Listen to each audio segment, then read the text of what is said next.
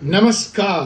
तो आपने पिछले वीडियो में देखा कि रजिस्ट्री के बाद भी कैसे आपकी प्रॉपर्टी, आपका घर आपका नहीं।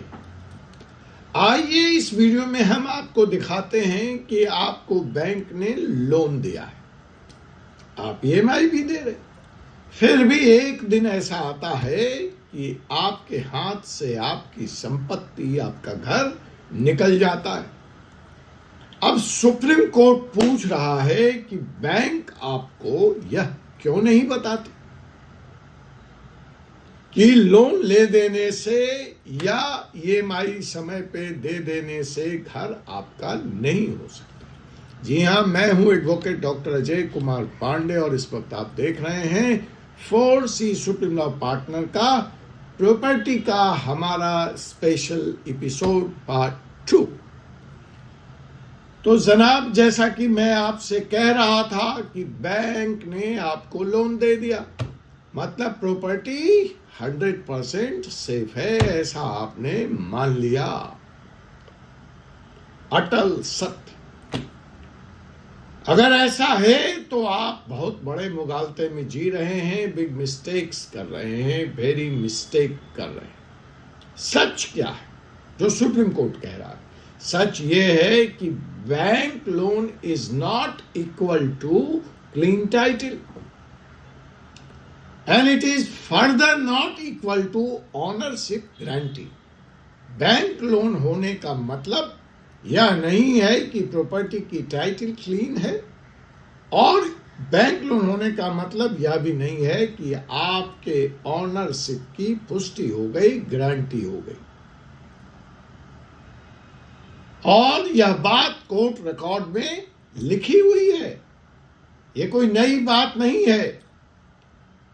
इंडिया में आम धारणा क्या, आम लोग क्या बोलते हैं, बैंक लोन हो गई, बैंक ने वेरिफिकेशन कर लिया, प्रॉपर्टी सेफ ही होगी, प्रॉपर्टी क्लीन ही हो गई। अरे भाई, नेशनलाइज्ड बैंक है, सरकारी बैंक है, उसका ठप्पा लगा है, रिस्क कैसे हो सकता है? लोन मुझे मिल गया प्रॉपर्टी पे, इसका मतलब सब क्लियर है, रियलिटी चेक। बैंक आपके प्रॉपर्टी का या आपका रिस्क नहीं देखता, बैंक आप अपना रिस्क देखता है, आपका नहीं। बैंक का कंसर्न होता है ईएमआई आएगी या नहीं, बैंक का कंसर्न होता है कि प्रॉपर्टी पे मॉर्टगेज चढ़ गई या नहीं। बैंक आपको कहीं से भी यह गारंटी नहीं देता कि टाइटल डिस्प्यूट फ्री है। बैंक आपको यह भी गारंटी नहीं देता कि फ्यूचर में इस प्रॉपर्टी पे कोई लिटिगेशन नहीं आएगी। सच क्या है, लीगल ट्रुथ क्या है? कानूनी तौर पर मैं अगर आपको बोलूं तो bank verification, bank loan approval का जो मतलब है जनाब, वह यह है कि कोलेट्रल के लिए यह प्रॉपर्टी सफिशिएंट है। बैंक लोन अप्रूवल का मतलब है कि रिकवरी संभव है in case of default by you. Ownership का डिसीजन हमेशा सिविल कोर्ट करता है और यह डिसाइड होता है टाइटल डॉक्यूमेंट्स के बेसिस पर। सुप्रीम कोर्ट ने बार बार कहा है, बैंक का ड्यू डिलिजेंस डिफेक्टिव टाइटल को क्योर नहीं करता है, उसको उसका क्लियरेंस नहीं माना जा सकता है। इसका मतलब सिंपल भाषा में कि अगर टाइटल ही गड़बड़ है, अगर टाइटल में ही कमी है, अगर टाइटल ही खराब है, तो बैंक का स्टैंप उसको क्लीन नहीं बना सकता। तो बैंक के सारे प्रॉपर्टी खरीदने वालों, यह वीडियो आपके लिए है, समझ लो। रियल लाइफ में क्या चल रहा है, रियल लाइफ सिनेरियो क्या है? फ्लैट खरीदा, 80% होम लोन, 5 साल तक ईएमआई दी, रजिस्ट्री भी हो गई, सोसाइटी में भी रह रहे हो, अचानक से एक दिन लीगल नोटिस आता है, कोई और व्यक्ति कहता है मैं इस प्रॉपर्टी का मालिक हूं, आपकी सेल डीड कैंसिल हो जाती है। कोर्ट ने कहा बायर के पास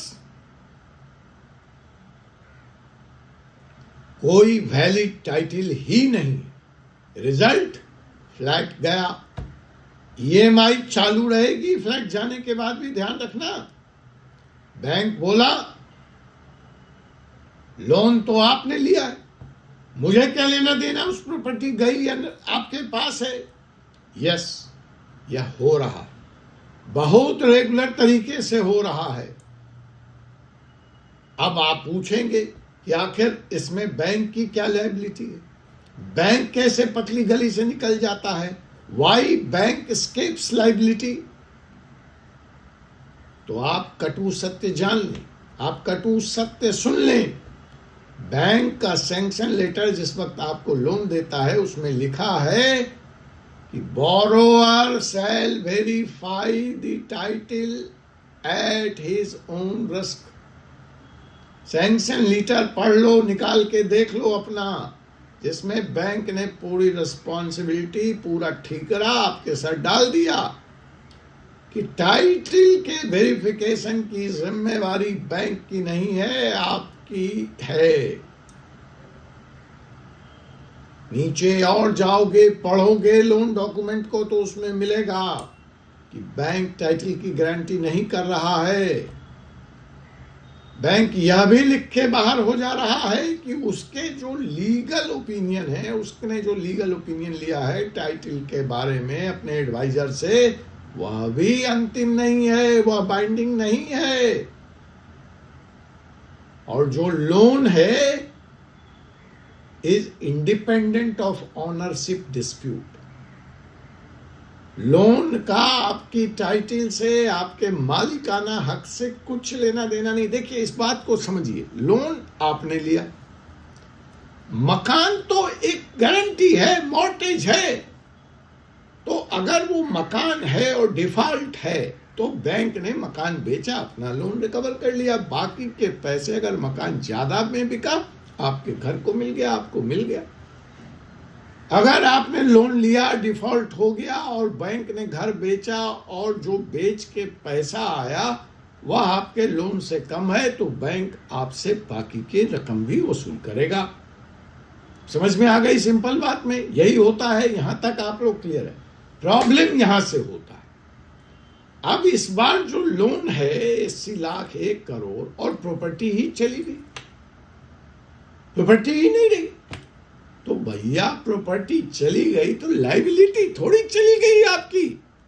मकान पर लोन था, मकान गारंटी था, लोन तो आपको दिया तो रिकवरी तो आपसे होगी। सिंपल तर्क समझ में आया? चलिए, कोर्ट बोलती है खरीदार सावधान, लेकिन खरीदार कहता है बैंक सावधान, बैंक देख लो। अब सुप्रीम कोर्ट का इस बारे में क्या कहना है इस तरह के केस में? सुप्रीम कोर्ट बहुत क्लियर है, उसका लॉजिक भी बहुत क्लियर है। सुप्रीम कोर्ट बोलता है बैंक पैसा देता है, आप एसेट देते हो एज ए सिक्योरिटी, उस पैसे की गारंटी है वो एसेट। अगर एसेट कल को गड़बड़ हुआ तो सिक्योरिटी गड़बड़ है तो पैसे तो आपके थोड़े जीरो हो जाएंगे, पैसे तो आपको देना ही पड़ेगा। और अगर एसेट्स की टाइटल ही डिफेक्टिव हो गई तो रिस्क तो बोरोवर का है, न कि बैंक का है। बैंक तो सिर्फ मॉर्गेज इन्फोर्स करेगा, ऑनरशिप नहीं प्रोटेक्ट करेगा। अब ये सारा चीज स्पष्ट होने के बाद भी लोग इस जाल में, इस जंजाल में कैसे फंस जाते हैं? How people get trapped? तो देखिए 3 ट्रैप्स हैं। बिल्डर के डॉक्यूमेंट पर आंख बंद करके भरोसा करना कि भैया बिल्डर ने दिया है, और अगर प्रॉपर्टी इनहेरिट हुई है, पीछे से आई है, तो आप उस पर भी भरोसा कर लेते हैं बिना लीगल हायर्स को चेक किए कि कल को ये प्रॉपर्टी के दावेदार कौन कौन से हैं। और फिर तीसरा ट्रैप है बड़ा, पावर ऑफ अटर्नी सेल्स। और बैंक तो तीनों तरह की प्रॉपर्टी पे लोन देता है, क्योंकि उसको रिकवरी से मतलब है और तीनों ही केस में रिकवरी संभव है। अब मौजूदा अवस्था में जो मूल सवाल है, how to be safe, how to protect yourself. तो जनाब चलिए बताते हैं कि अगर आप लोन ले रहे हैं तो 3 काम तो बिल्कुल नॉन नेगोशिएबल तरीके से कीजिए। पहला, आप प्रॉपर्टी का टाइटल सर्च बैंक के जिम्मे मत छोड़िए, अपने एडवोकेट से कराइए, अलग से कराइए, उसकी फीस दीजिए। करोड़ों की प्रॉपर्टी ले रहे हैं, 10, 20, 50 हजार रुपए मायने नहीं रखना चाहिए।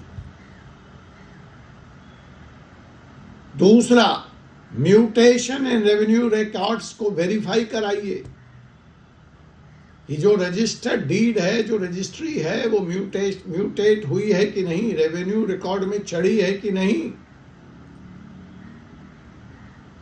सेलर्स के लीगल हायर का भी एफिडेविट लीजिए और इस बात का प्रूफ लीजिए कि वो लीगल हायर्स हैं।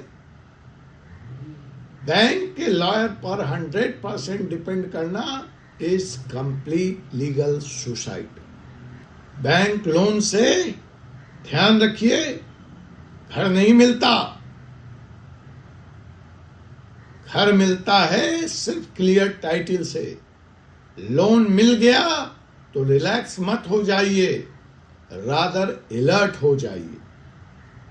नेक्स्ट वीडियो में हम आपसे बात करेंगे बिल्डर बायर एग्रीमेंट के सबसे खतरनाक क्लाउज की, जो आप कभी पढ़ते ही नहीं। लेकिन यह वीडियो प्राइवेट व्यूइंग में उपलब्ध होगा और प्राइवेट व्यूइंग में पहुंचने का रास्ता बता चुका हूं। चैनल का सब्सक्रिप्शन लीजिए। प्रॉपर्टी पे हमारा स्पेशल सीरीज आ रहा है, वहां अपने कानून के ज्ञान को विस्तारित कीजिए, शार्पन कीजिए। उसकी मेंबरशिप की डिटेल डिस्क्रिप्शन में दी हुई है, वहां जाइए, जाकर के मेंबरशिप लीजिए। अभी एक विशेष पैकेज भी चल रहा है जिसके तहत आपको 50% डिस्काउंट पर यह पैकेज लाइफ लॉन्ग उपलब्ध कराया जा रहा है। तो आप इसका फायदा उठाइए।